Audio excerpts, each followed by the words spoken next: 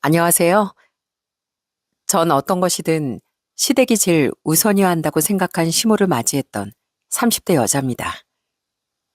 하나부터 열까지 시모는 늘 제가 시댁을 떠받들기 바랬었는데요.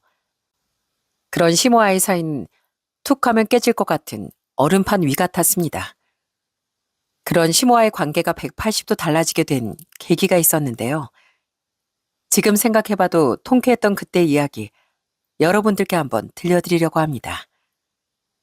저희 집은 평범한 직장이었던 아버지, 그리고 맞벌이를 하셨던 엄마, 그리고 남동생, 이렇게 네 식구예요. 부모님께선 평생 직장을 다니시며 저희 두 남매를 키우셨고, 은퇴를 하신 후엔 여수에서 풀빌라를 운영하게 되셨습니다. 엄마는 어릴 적부터 불의를 못 참는 그런 성격이셨어요. 늘 주변에 사건, 사고가 있으면 하던 일도 다 제쳐두고 달려가셨던 게 바로 저희 엄마셨죠. 한 번은 동네 상가에서 불꽃이 확 튀어오른 걸 엄마가 목격하셔서 바로 신고하고 소화기로 끄셨던 일도 있었고, 저희가 학생 땐 핸드폰 카메라를 이용해 몰래 사진을 찍는 사람들이 진짜 많았는데, 그런 사람들을 잡아다 경찰에 끌고 가신 적도 있었답니다. 그 정도로 저희 엄만 동네에서 유명한 정의의 사도였죠. 전 대학을 나와 서울에서 직장 생활을 했는데요. 그러다 30대 초반에 지금의 남편을 만나게 되었어요. 남편은 굉장히 키도 크고 예의도 바르고 딱 봐도 가정교육을 제대로 받은 사람처럼 보이더라고요. 건실한 남편과 1년 5개월 정도 연애라고서 결혼 준비를 하게 되었는데, 그때 처음 여수에 와봤던 남편이 여수 구경을 하면서 얼마나 좋아했는지 몰라요. 우와, 여기가 그 돌산대교예요? 저 여순 처음 와봐요. 근데 진짜 바다 풍경이 너무 예쁘고 좋네요. 그렇지? 여기가 또 야경이 아주 죽여줘. 또 계절 바뀌면 얼마나 멋있는지 몰라. 정말요? 어머님, 다음에 또 왔을 때 얼마나 멋있어질까 벌써부터 저 너무 궁금한데요. 남편은 정말 저희 부모님에게도 싹싹하게 잘했습니다. 당시 부모님이 하시는 풀빌라가 정말 좋았거든요. 부모님이 은퇴하시고 연금과 대출까지 싹 다 끌어모아서 정말 정성으로 시설을 준비했습니다. 그러다 보니 시설 좋고 고급스러운 풀빌라로 입소문도 많이 났었어요. 풀빌라는 총 5채였는데 휴가철엔 60에서 80 정도 할 정도로 진짜 최고급으로 갖춘 그런 곳이었죠. 그런 곳도 구경하면서 남편이 진짜 저희 부모님을 대단하다고 생각을 많이 했었어요. 그렇게 남편이 저희 부모님을 존중하고 존경하면서 예의 바르게 대하니 저희 부모님도 남편을 처음부터 마음에 들어 하셨죠. 그래서 첫 만남에 다시 서울로 향할 때 두 손 가득 게장을 챙겨주시기도 했습니다. 아휴, 어머님 언제 또 이렇게 다 준비를 해주셨어요? 이런 거 준비 안 해주셔도 되는데.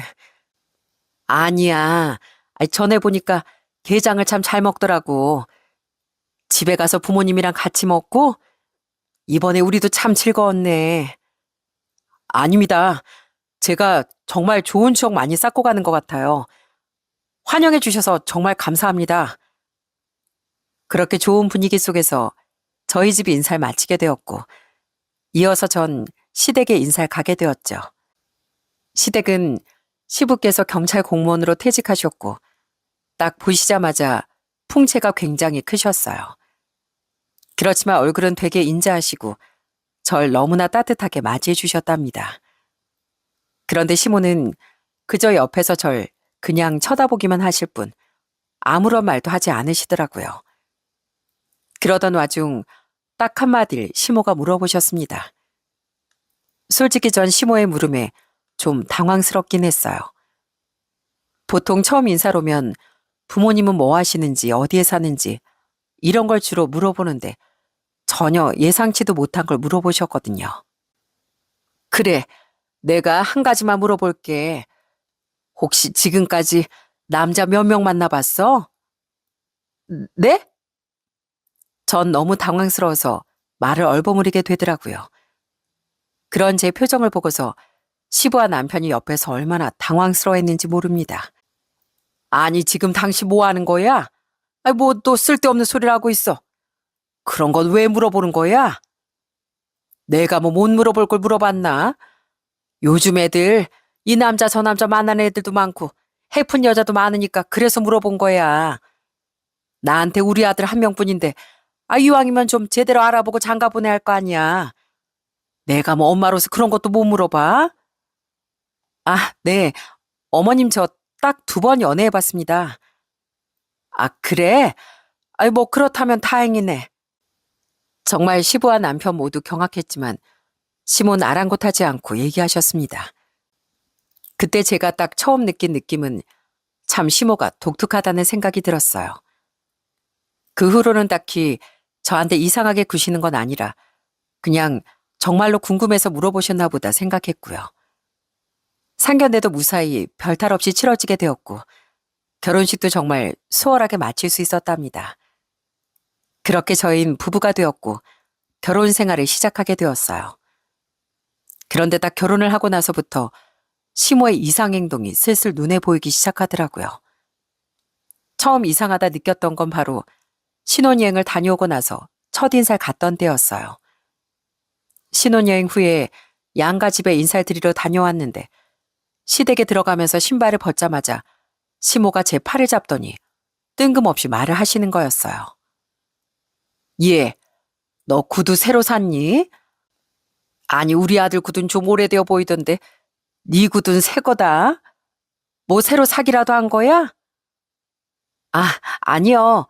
원래 제가 구두를 잘 안 신어서 전에 사뒀던 걸 이제 꺼내 신어서 그런가 봐요. 그래? 예. 괜히 저런 거 막 사고 다니지 말어. 보니까 비싼 구두던데. 신지도 않고 다닐 거 왜 비싼 걸 사고 그러니? 이젠 너 결혼도 했으니까 너보단 네 남편을 더 잘 챙겨야 사람들이 수군대지 않는 거야. 알겠지? 처음엔 시모의 이런 태도가 좀 당황스럽더라고요. 솔직히 저희 엄마도 저한테 구두를 사라 마라 이런 얘기를 꺼내보신 적이 없거든요. 제가 그렇다고 사치하는 것도 아니고 돈을 펑펑 쓰는 것도 아닌데 이제야 가족이 된 시모가 뜬금없이 구두를 사라 마라 하고 있으니 좀 황당했죠. 그런데 그게 끝이 아니었습니다. 저녁에 다 같이 밥을 먹는데 그때 나온 반찬이 돼지 불백이랑 이런저런 고기 반찬들이 있었어요. 그때 시모가 자꾸만 반찬을 남편 앞에다가만 몰아주고 제 앞으론 나물들만 옮겨주는 거였습니다. 우리 아들 많이 먹어. 엄마가 네가 딱 좋아하는 간 맞춰가지고 만들었어. 얼른 먹어봐. 자, 해봐. 아유, 엄마, 제가 먹을게요. 제가 뭐 어린애도 아니고. 아유, 뭘 그래. 넌 아직도 이 엄마 눈엔 어린애야, 어린애. 자, 천천히 꼭꼭 씹어먹고 체할라. 그러면서 아주 남편을 애처럼 대하시는데 시분 이게 평소 일상이신지 그냥 보면서 한숨만 쉬시고 그대로 식사를 하시더군요. 남편은 제가 옆에 있으니 좀 당황해하며 시모를 자꾸만 말렸고 그런 남편의 태도 때문에 시모는 더 억지로 남편 입에 반찬을 넣어주셨습니다. 그런 모습을 보면서 솔직히 이게 뭐 하는 짓인가 싶더라고요. 그때 시부가 나서서 정리를 하셨습니다. 당신 지금 뭐 하는 거야, 며느리 앞에서? 그리고 반찬은 왜 죄다 재열이 앞에만 놨어? 다른 사람은 뭐 입도 아니라 이거야? 요즘 애들 이런 거 잘 안 먹어. 살찐다고 잘 안 먹는다고. 당신은 뭐 알지도 못하면서 그래. 젊은 애들이 얼마나 다이어트를 열심히 하는데. 그지? 너 다이어트 하고 있지? 네? 저 다이어트 안 하는데요.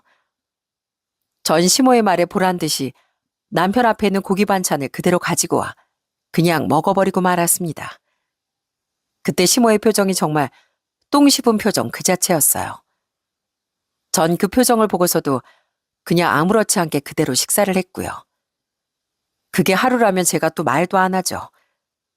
가끔씩 시댁에 갈 때마다 은근슬쩍 그렇게 반찬을 아들한테만 몰아주니 저도 그냥 가만히 있을 수가 없겠더라고요. 그래서 반찬을 몰아주면 괜히 반찬이 왜 다 절로 가 있냐며 다시 끌어오고 제가 다 먹어버리곤 했죠. 시부와 남편도 시모한테 제발 그러지 말라고 얘기했지만 시모는 진짜 귓등으로도 듣지 않더라고요. 전 그냥 시모가 평생 그렇게 애지중지했던 아들이 결혼했으니 헛헛한 마음에 잠시 그러시는 거라고 생각했었습니다. 또 한 번은 보험이 뭐가 있냐 물어보시더니 남편 보험을 보고선 뭐 제가 남편을 일찍 보내려고 가입한 거냐느니 어째느니 막말을 하신 적도 있었지만 시부가 이내 말리고 사과를 하시며 꾹 참은 적도 있었습니다. 그래도 시간이 흐르고서 제가 아이를 임신하게 되니 시모도 좀 전보단 덜 폐악질을 부리더라고요. 종종 저희 먹을 반찬도 해와 주시고 좀 챙겨주시면서요. 그래봤자 어차피 남편이 좋아하는 반찬들만 해오시긴 했는데 그래도 이게 어디냐고 생각했죠. 그런데 점점 시간이 지날수록 시모의 행동은 도를 넘어서기 시작했습니다. 임신을 하고서 저희 집에서도 가끔씩 저희 먹으라고 반찬을 보내주시기도 했습니다. 제가 힘들까봐 신경 써서 내내 반찬을 보내주신 거죠. 그런데 저보다 남편이 더 저희 부모님 보내주는 반찬을 정말 좋아했거든요. 전라도 음식들은 약간 자극적이고 젓갈류가 많이 들어가는데 처음에 남편 입맛에 안 맞을 줄 알았는데 남편이 오히려 너무 좋아하더라고요. 그래서 부모님이 갓김치며 김장김치며 멸치볶음이며 이런저런 반찬들을 싹 해서 보내주시면 남편은 그날 바로 밥 2그릇씩 먹을 정도로 반찬을 정말 잘 먹었었습니다. 아마 그날도 저희가 먼저 친정 반찬을 받고 한 며칠 먹다가 주말에 시모가 저희 집으로 오셔서 반찬을 주셨던 날이었어요. 이른 아침부터 반찬을 바리바리 싸들고 오신 시모가 주방에 들어가시더니 우당탕탕 하면서 뭔가 정리하시더라고요. 그런데 딱 들어가 보고선 진짜 경악을 금치 못했습니다. 바로 시모가 저희 집에서 보낸 김치들을 죄다 음식물 쓰레기통에 버리고 있는 게 아니겠어요? 전 너무 놀라 바로 달려가 소리를 쳤습니다. 어머님, 뭐 하시는 거예요? 예, 너 이래서 우리의 보험을 그렇게 많이 가입했던 거니? 이렇게 허구한 날 짜고 자극적인 음식들 먹였던 거야? 이런 거 몸에 안 좋고 해로운 거 너 모르냐? 내가 이래서 지금까지 니들 반찬 해다 나른 거야. 우리 아들 음식은 내가 다 건강 생각해서 한 건데 어떻게 내가 지금까지 쌓아 올린 공을 네가 이렇게 무너뜨려? 그렇다고 이걸 이렇게 버리시면 어떡해요? 왜 저희 엄마가 힘들게 만들어준 음식을 버리시냐고요? 저기다 놔두면 우리 아들 계속 네가 먹일 거 아니야. 건강 좀 생각하라고, 건강. 뭐라고요? 그럼 제가 어머님 반찬도 버렸으면 좋으시겠어요? 저도 그럼 한번 버릴까요? 저게 진짜? 너 지금 누구 앞이라고 말댔구야? 어디서 버리장머리 없이? 어머님, 제가 홀몸도 아니고 지금 손주를 뱃속에 안고 있는데 꼭 이렇게까지 하셔야겠어요?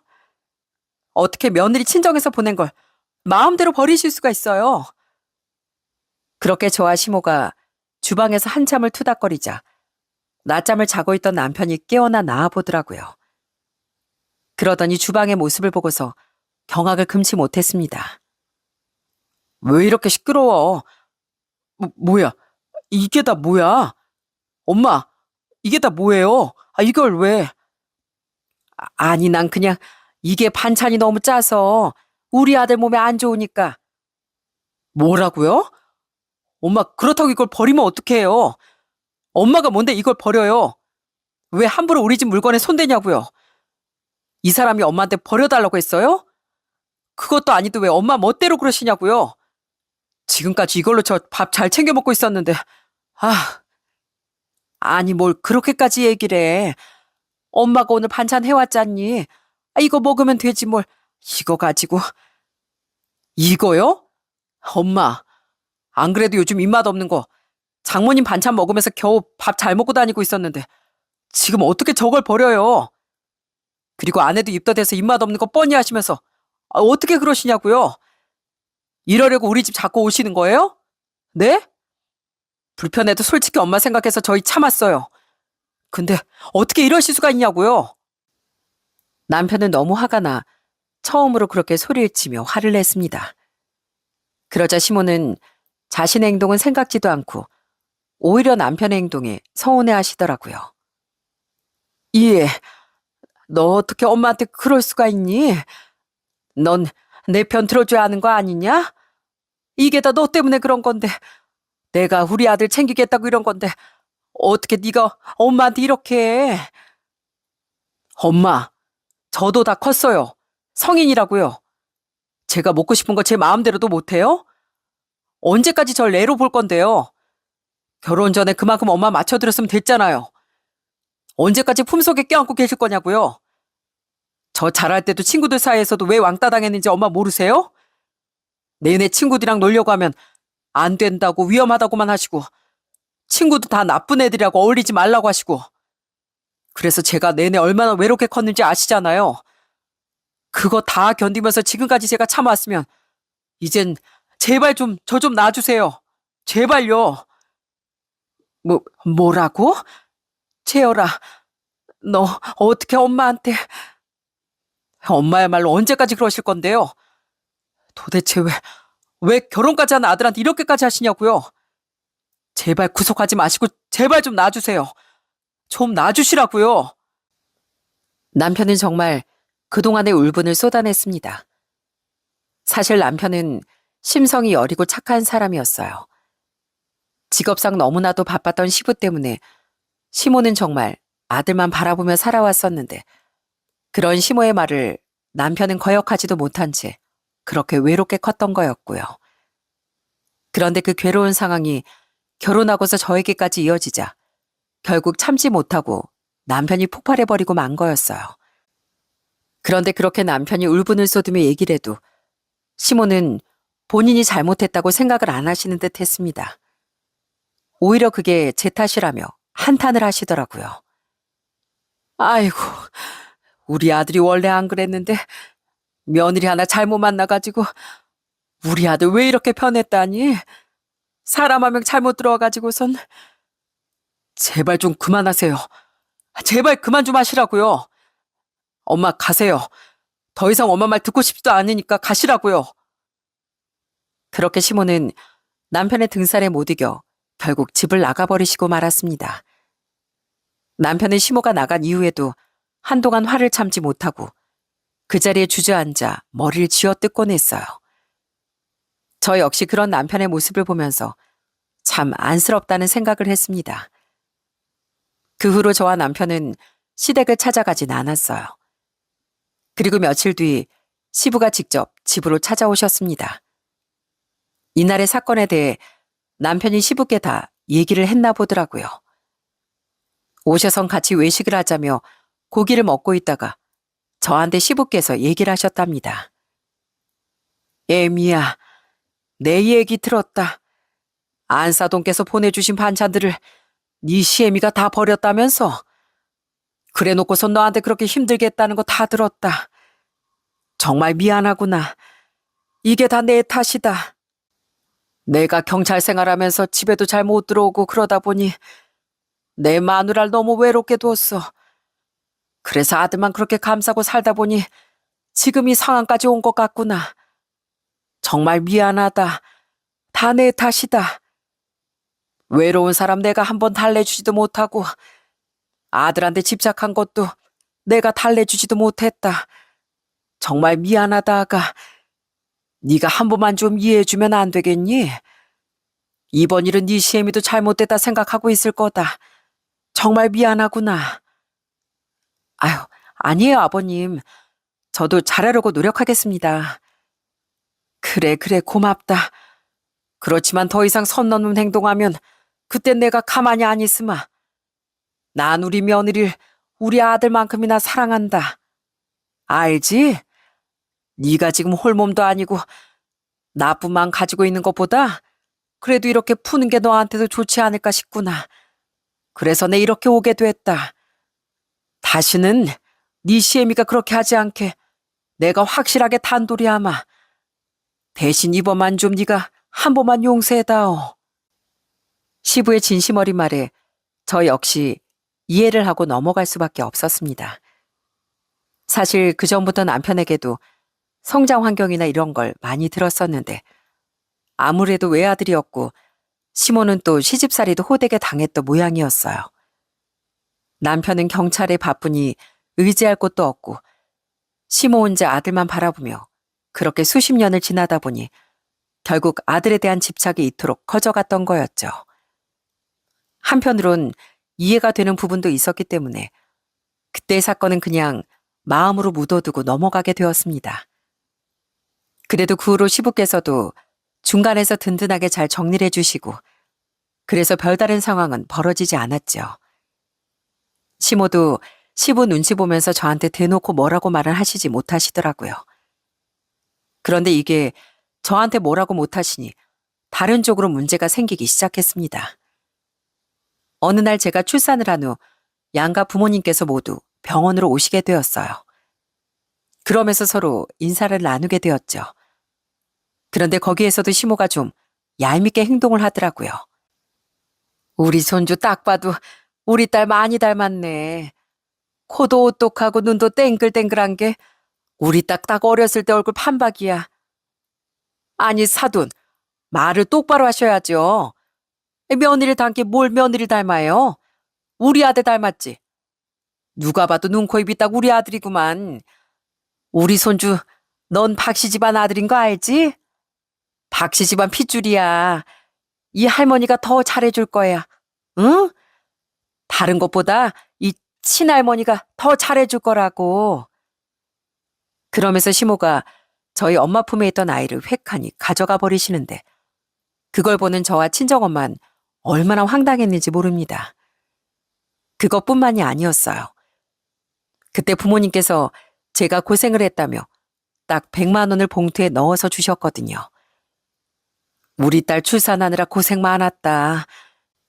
이걸로 맛있는 거 사 먹고 몸조리에 보태었어. 알았지? 박서방 자네도 참 고생이 많았네. 앞으로 우리 딸 잘 부탁하네. 아닙니다. 고생은요 뭘. 장모님 장인어른 걱정 마십시오. 제가 국화 잘 돌보겠습니다. 그렇게 부모님이 저희한테 돈 봉투를 주시자 시모는 대뜸 그게 얼마냐고 묻더라고요. 얼마나 넣으셨니? 네? 100만 원 주셨어요. 그런데 제가 딱 대답을 하자 갑자기 시모가 잠깐 나갔다 오겠다며 밖으로 나가버리는 거였어요.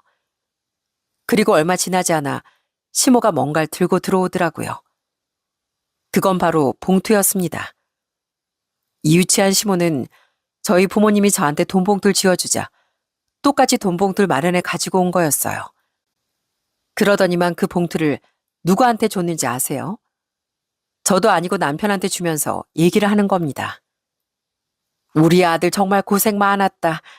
이걸로 우리 손주 필요한 거 있으면 사고 너도 맛있는 거 사 먹거라.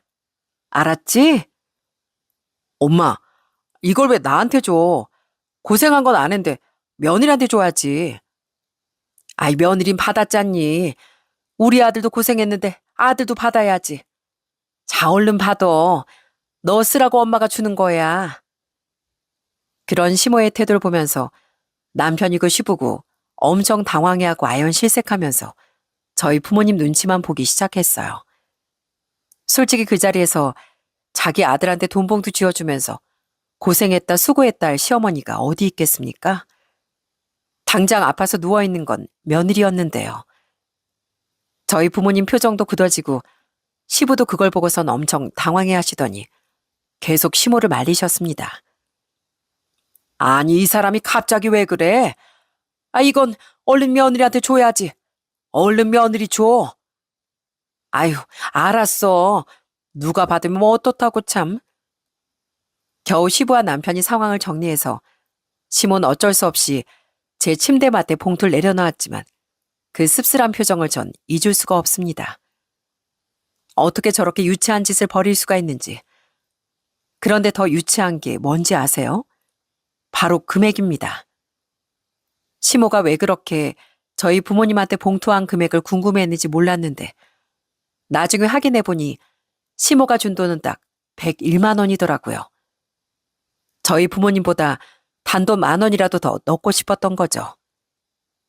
아니, 어른으로서 이런 유치한 일을 할 수가 있는 겁니까? 저한테도 모자라 저희 부모님한테도 시샘을 하는 게 딱 보이니까 전 정말 시모의 이런 태도에 너무 질려버리더라고요. 사실 시모가 이렇게까지 자격지심을 심하게 내비친 건 다 이유가 있었습니다. 왜냐하면 남편이 저희 친정 부모님께 정말 잘했거든요. 아마 그게 시샘이나 더 못나게 구셨던 것 같습니다. 명절에도 이제 시댁에 갔다가 친정에 가려고 저희 친정집에 전화를 남편이 하면 시모가 그걸 보고서 얼마나 못마땅해 했는지 모릅니다. 어머님, 저희 이제 출발하려고요. 아버님도 댁에 계시죠? 빨리 내려가고 싶네요. 내일까지 저희 여수에 있을 거니까 이번에 또 여행해요, 어머님. 조금만 기다리세요. 저희 빨리 갈게요. 근데 어머님 뭐 필요한 건 없으세요? 필요한 거 있으면 서울에서 사갈게요. 아무거나 괜찮으니까 말씀해 주세요. 그렇게 남편이 다정하게 통화를 마치면 시몬 바로 옆에서 툴툴대시곤 했습니다. 예, 재열이 너 너무 달라졌다. 예전엔 엄마만 챙기더니만 요즘은 나한테 필요한 거 물어보지도 않고 네 장모만 챙기냐? 아유, 내가 널 너무 착하게 키웠다. 사랑 준 건 네 엄마인데 왜 네 장모한테 그래? 얘 며느라, 네가 저렇게 하라고 시켰니? 니네 집에 네가 전화하면 되지. 왜 불편하게 우리 아들한테 전화하라 그러니? 제가 시키기는요. 저 사람이 먼저 알아서 전화한 건데요. 아유, 웃기지 마라. 사이가 어떻게 저렇게 전화를 하니? 네가 하도 뒤에서 박박 바가지 긁으니까 하는 거지.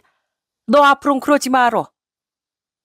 정말 남편이 저희 집에 잘하고 예쁨을 받아도 시모는 내내 못마땅해 했습니다. 그리고 그 화가 결국 저한테로 오더라고요. 남편과의 결혼 생활은 너무나도 좋았지만 솔직히 시모 때문에 머리가 아플 때도 참 많았습니다. 간혹 시집살이 때문에 이혼한다는 말을 들었을 땐 믿기지 않았었는데 정말 그게 가능할 수도 있겠구나 싶더라고요. 그렇게 아슬아슬한 결혼 생활을 이어가면서 다행히 저희 아이는 건강하게 잘 자랐습니다. 시모와의 관계는 계속해서 줄다리기를 타는 듯 했지만 그런대로 시부와 남편이 중간에서 잘 커트를 해주니 시모는 더 이상 선을 넘진 않았어요. 아니, 선을 넘지 않는다고 생각을 했었습니다. 그 사건이 있기 전까지는요. 하루는 시댁에 갔더니 시모가 저한테 깜짝 놀랄 만한 얘기를 꺼내더라고요. 바로 동창 여행 모임 숙소를 저희 친정 풀빌라로 예약을 했다는 거였어요. 여름에 여수 1박 2일로 여행 가려고 하는데 그래도 여수 가는데 사돈댁에 보탬이 되어줘야지. 그래서 이참에 미리 예약 좀 했다. 그때가 또 성수기잖니. 풀빌라로요? 몇 분이나 가시는데요? 한 20명 되나? 20명이나요? 아니, 거기까지 어떻게 가시려고.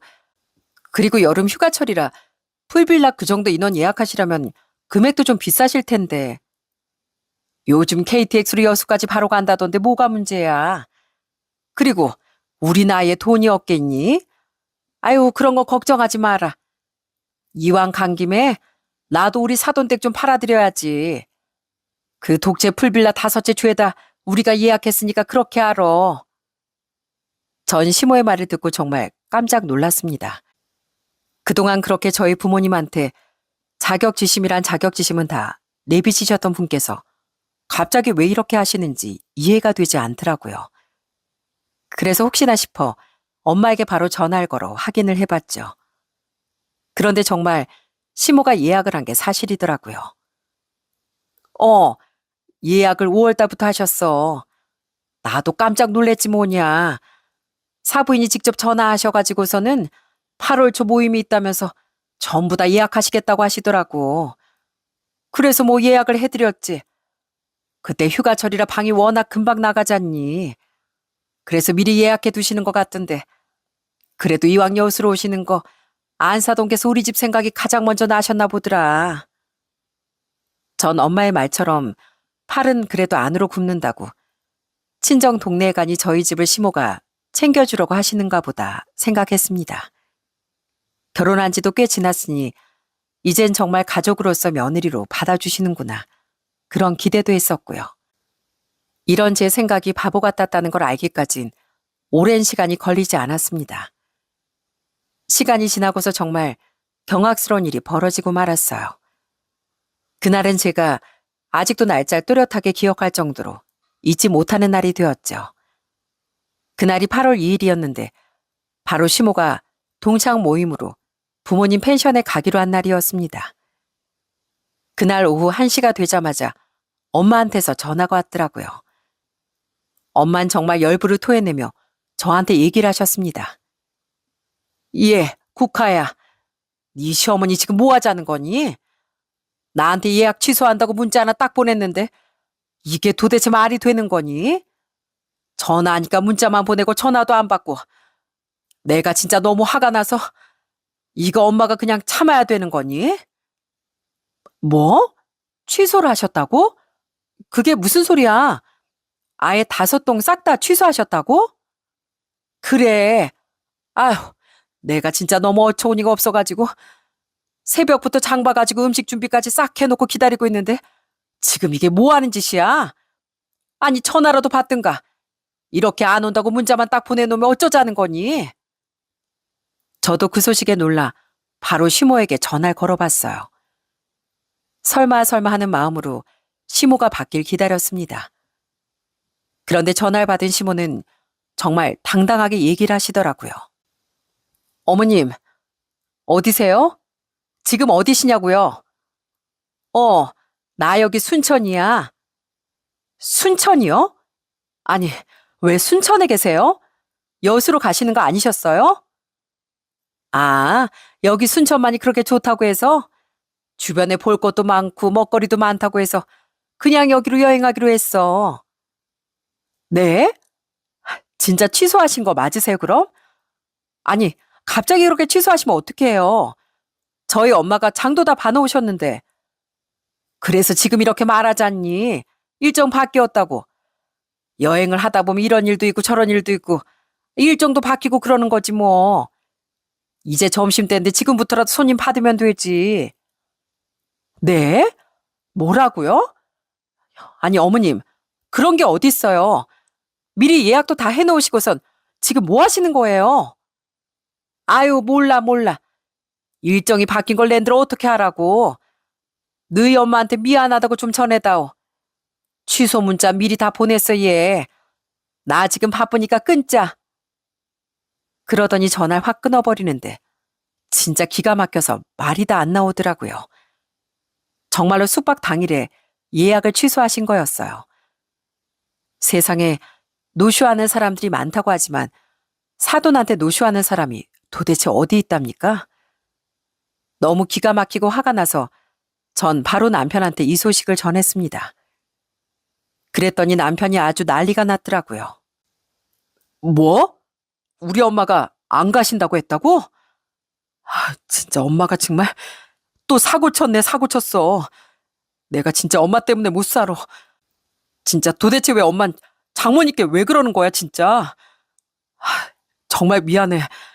세상에 누가 사돈어른한테 그런 짓을 해. 쉬는 날 편하게 쉬고 있던 남편은 정말 날벼락 같은 소식을 듣고서 저한테 계속 미안하다며 어쩔 줄 몰라 했습니다. 바로 시모한테 얘기를 해보겠다더라고요.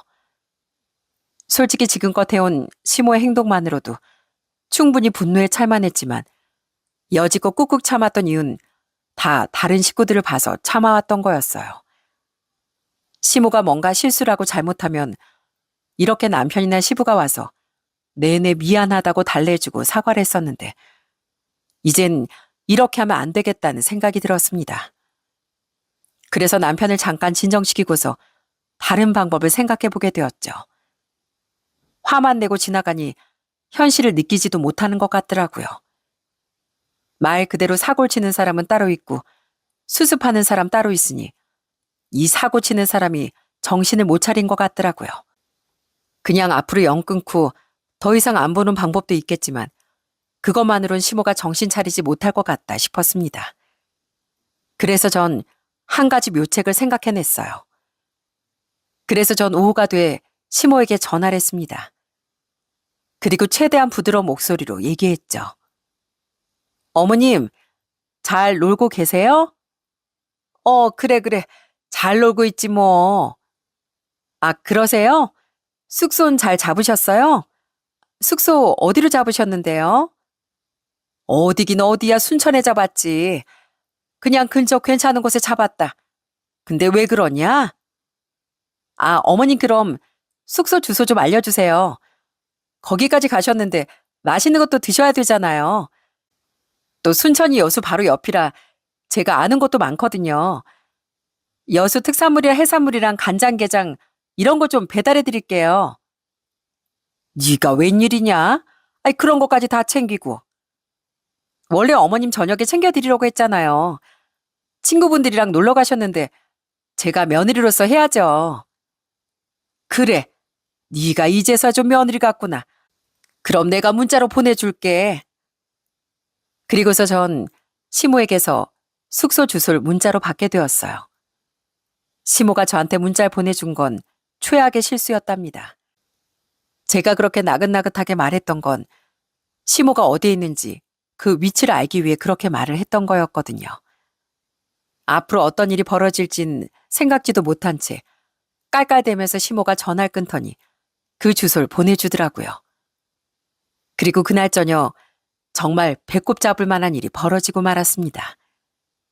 전 저녁 시간이 되자마자 시모에게 다시 전화를 걸었어요. 어머님, 지금 거의 도착했다고 하는데 거기 호실이 몇 호죠?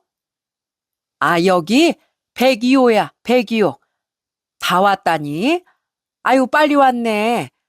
여기 근처에 네 지인이 사는 거야? 참 빨리도 왔다. 누가 초인종 누르네. 잠깐만 너 끊지 말고 있어 봐봐. 바로 확인할 테니까. 그러더니 시모는 전화기를 그대로 둔 채 숙소 문을 여는 듯 보이더라고요. 그런데 그 순간 문이 열리는 소리가 들리더니 갑자기 시모가 수스라치게 놀라는 목소리가 들렸습니다. 어머나, 어휴. 안녕하세요, 사돈. 오랜만입니다. 아니, 사부인. 네, 그곳에 도착한 사람은 다름 아닌 저희 엄마였거든요. 사실 저희 엄만 한시에 시모의 취소 문자를 보고선 엄청 분노를 하시다가 몇 시간 후 오후에 연락이 왔었어요. 도저히 엄마가 화가 나서 못 참겠다며 직접 얼굴이라도 보고 얘기라도 들어봐야 될 것 같다고, 그리고 숙박비는 꼭 받아야 되겠다며 거길 가보시겠다고 하신 거였죠. 시모에게 바로 숙소가 어디냐 물어보면 왠지 눈치채고 말을 안 해줄 것 같아. 전 그래서 아무렇지 않은 척 연기라고 시모에게 숙소를 물어봤던 거였고요. 앞서 여러분들에게 말했듯이 저희 엄마 젊었을 적에 불의를 보면 못 참는 분이시라고 했잖아요. 엄마는 여전히 불의를 못 참으시는 여장부셨고요. 그렇게 딱 엄마가 문 앞에 서 있자 시모는 엄청나게 당황스러워하면서 얘기를 하시더라고요. 그 당황스러운 목소린 핸드폰 너머로도 또렷이 들렸습니다. 아이고, 사돈. 어떻게 여기까지. 아, 사돈, 오랜만입니다. 아니, 우리 숙소 취소하시고 여기 오셨다 하시길래 제가 친히 여기로 배달 왔네요. 저희 딸한텐 들으셨죠? 아니, 오신다는 분이 사부인이실 줄은. 예, 제가 드릴 것도 있고 해서 어디 한번 열어보세요.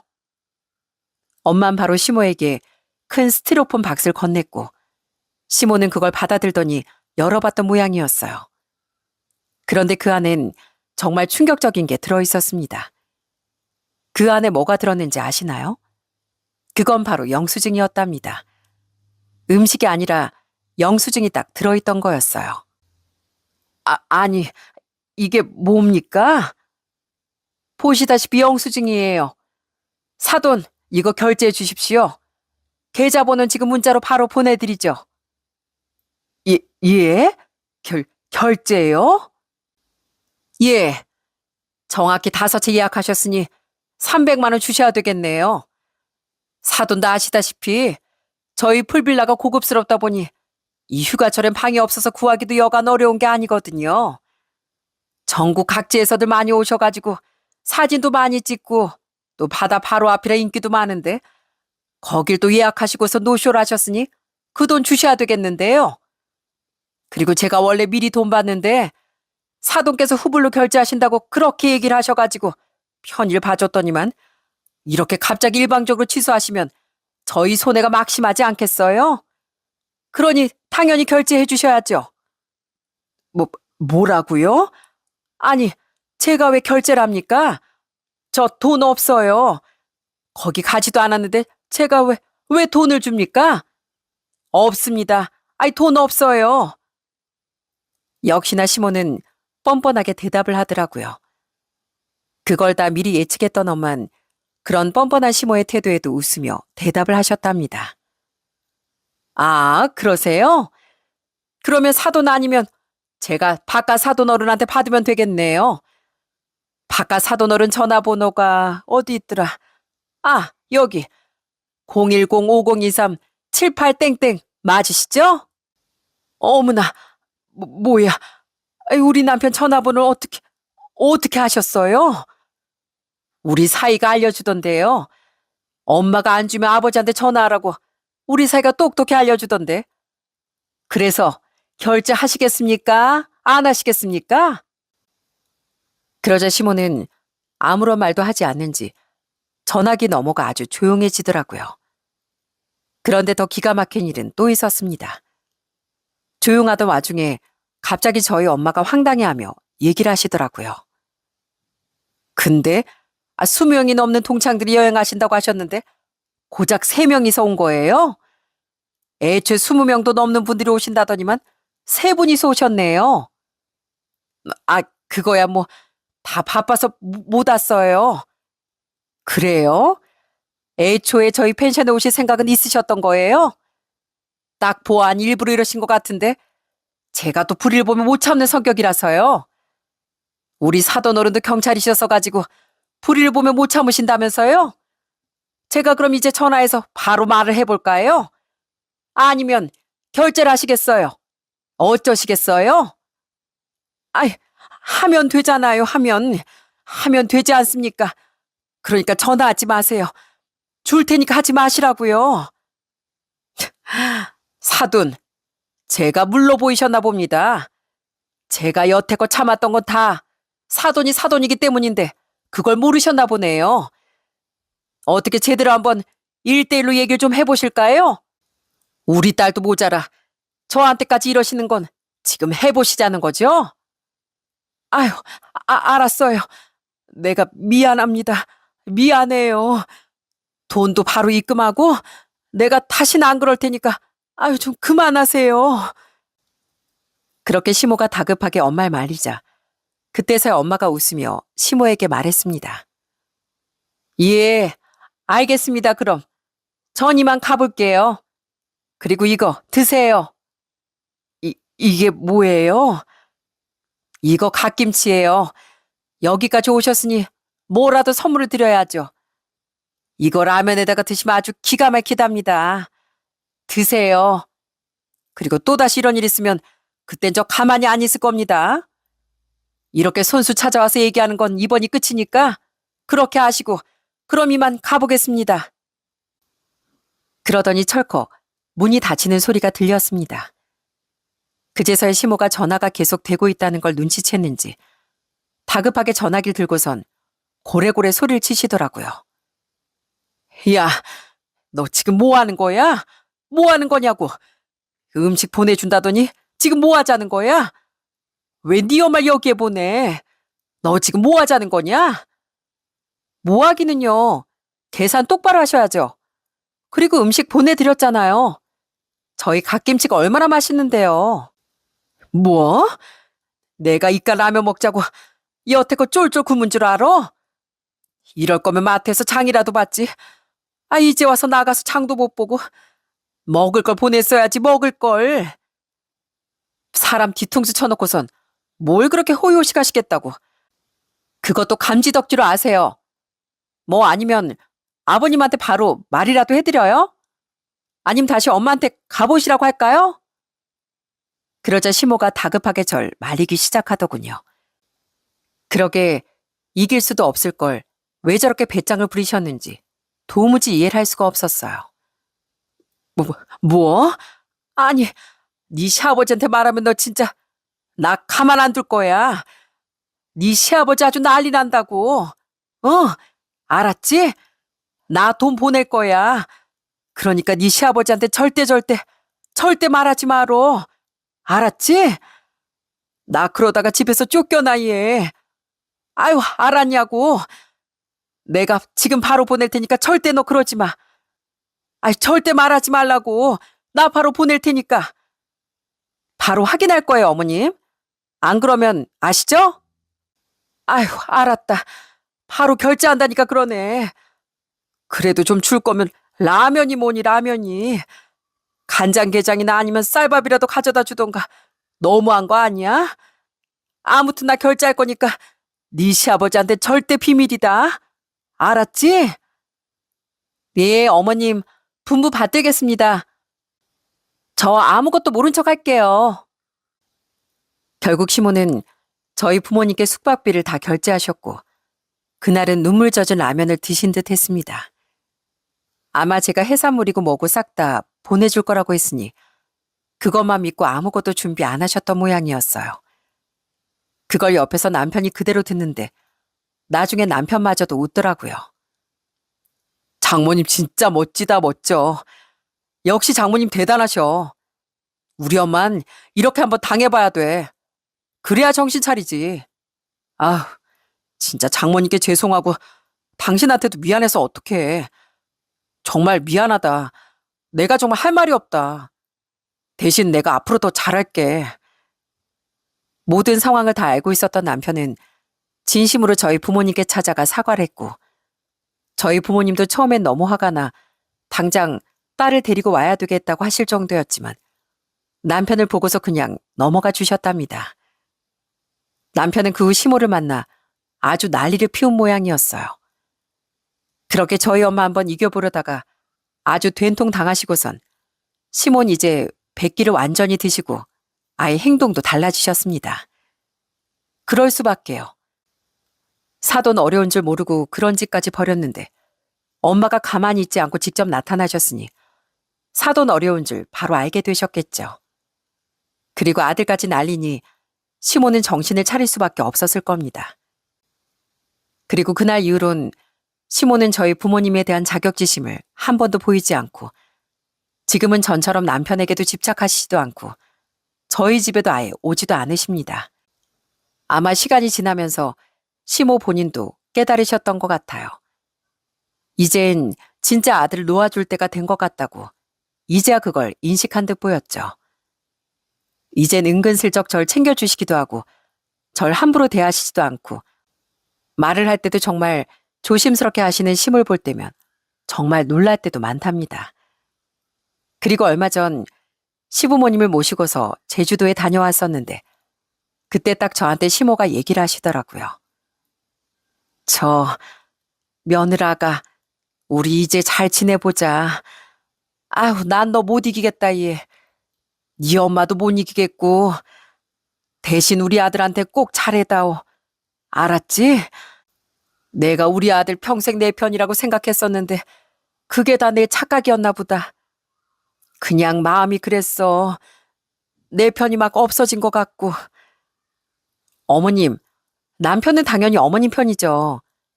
그리고 저도 어머님 편이잖아요. 저도 어머님한테 잘하고 싶어요. 잘 지내고 싶고요. 그러니까 절 적이라고 생각하지 마시고 가족으로 받아주세요.